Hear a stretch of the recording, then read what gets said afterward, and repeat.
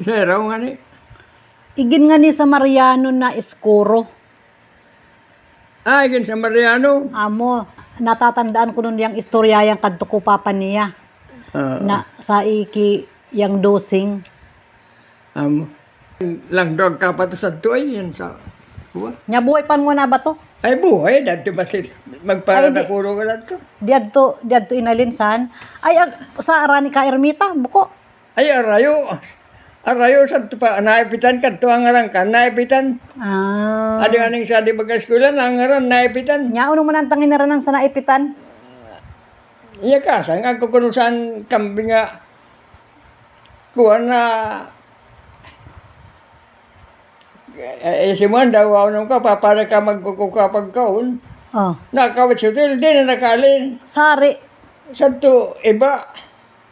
Oh. Ya mo dun, sabing naipit.